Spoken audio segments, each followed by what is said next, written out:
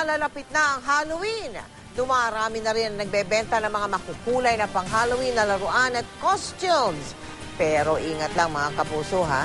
Sa kabila kasi ng nakakaakit na kulay at hitsura ng mga produktong ito, may ilan na punong-puno pala ng nakalalasong kemikal na makasasama sa kalusugan. Nakatutok si Cesar Apolinario.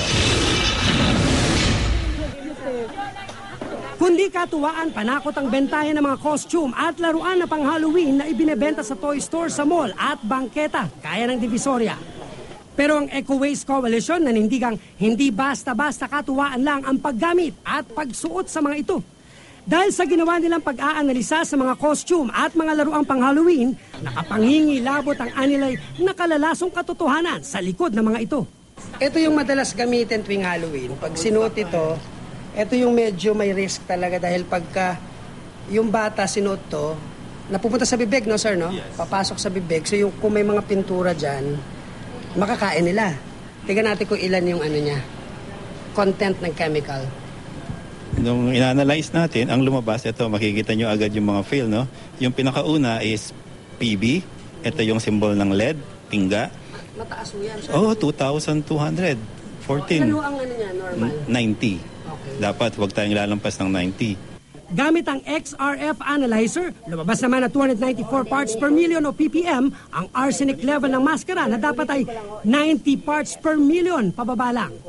Samantalang mayigit 2,000 parts per million naman ang chromium level na nakita rito. 90 parts per million ang allowable chromium level sa isang produkto.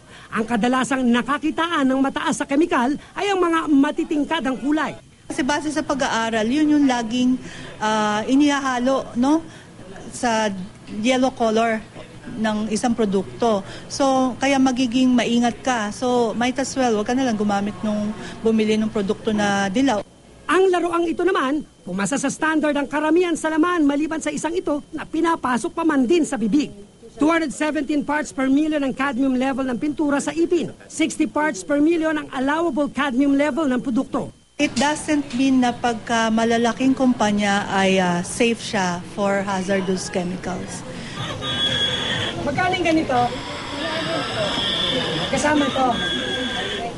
Sa Divisoria, abot kamay ang presyo ng iba't ibang produktong pang-Halloween gaya ng pumpkin, pangil at makukulay na maskara. Hanggat maaari, hindi kami nabili ng mga ganon, may mga toxic na substance. Ano mga madalas na bibili kapag Halloween?